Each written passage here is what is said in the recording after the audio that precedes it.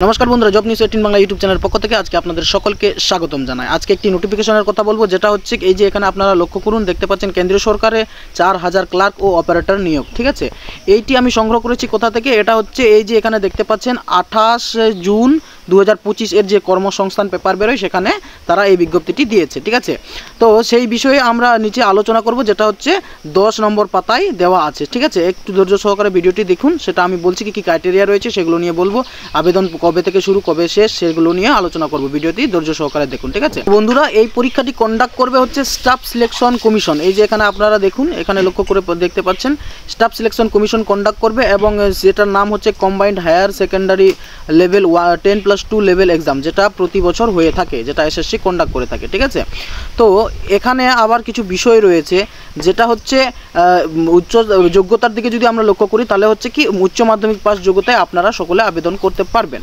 এখানে আবার একটু বেতনের দিকে আমরা লক্ষ্য করে দেখি, এখানে লোয়ার ডিভিশন ক্লার্ক, এই যে এখানে দেখতে পাচ্ছেন জুনিয়র সেক্রেটারি অ্যাসিস্ট্যান্ট পদে 19,900 থেকে 63,200 টাকা পর্যন্ত দেওয়া হবে। ঠিক আছে, এখানে দেখতে পাচ্ছেন।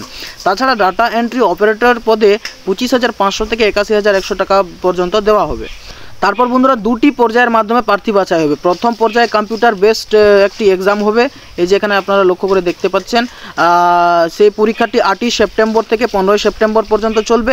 আর দ্বিতীয় পর্যায়ে যে কম্পিউটার বেসড পরীক্ষা হবে, সেটা পরে জানানো হবে, এই কথা বলা হয়েছে। ঠিক আছে, এখানে বলে দেওয়া হয়েছে তাদের কোন কোন কেন্দ্রে পরীক্ষা নেওয়া হবে, যেটা হচ্ছে কলকাতা এখানে দিয়েছে, কলকাতাতে পরীক্ষা নেওয়া হবে। শিলিগুড়িতে তাদের সিট রয়েছে, বর্ধমান, আসানসোল, এরকম অনেকগুলো রয়েছে, প্রয়োজনে আপনারা স্ক্রিনশট করে নিতে পারেন। অর্থাৎ নিচে স্ক্রল ডাউন করার পর একটি জিনিস এখানে রয়েছে, যেটা হচ্ছে পরীক্ষার বিষয়টি। ঠিক আছে, অর্থাৎ কি থাকছে, এই যে এখানে দেখতে পাচ্ছেন পরীক্ষায় অবজেক্টিভ মাল্টিপল চয়েস টাইপের 200 নম্বরের 100টি প্রশ্ন থাকবে। অর্থাৎ 100টি প্রশ্ন থাকবে, প্রতিটি প্রশ্নের মান 1 করে, সেই অনুসারে 200 নম্বরের টোটাল পরীক্ষা নেওয়া হবে। ঠিক আছে, যেখানে বলা হয়েছে যে জেনারেল ইন্টেলিজেন্স 50 নম্বরের 25টি প্রশ্ন থাকবে, ইংলিশ ল্যাঙ্গুয়েজ বেসিক নলেজ 50 নম্বরের 25টি, quantitative aptitude basic arithmetic skill 50 নম্বরের 25টি থাকছে। তারপর জেনারেল অ্যাওয়ারনেস 50 নম্বরের 25টি থাকবে। সময় থাকবে একদম 60 মিনিট, অর্থাৎ খুব কম সময়ের মধ্যে তোমাকে পরীক্ষা দিতে হবে। বিষয়টি একটু কঠিন হলেও কিন্তু কিছু করার নেই, করতেই হবে। তারপর বন্ধুরা, ফর্ম ফিল আপের তারিখ কবে শুরু হয়েছে এবং কবে শেষ সেদিকে যদি নজর দিই, তাহলে এখানে দেখতে পাচ্ছেন দরখাস্ত করবেন অনলাইনে 23 জুন থেকে 18 জুলাই পর্যন্ত। অর্থাৎ অ্যাপ্লিকেশন সাবমিটের প্রসেস শুরু হয়ে গেছে 23 জুন থেকে, এবং 18 জুলাই পর্যন্ত ফর্ম ফিল আপ চলবে।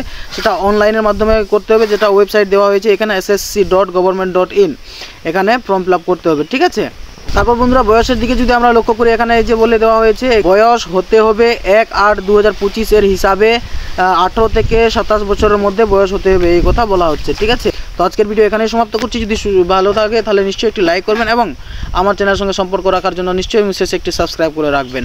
সুস্থ থাকবেন, ভালো থাকবেন, দেখা হবে নেক্সট ভিডিওতে।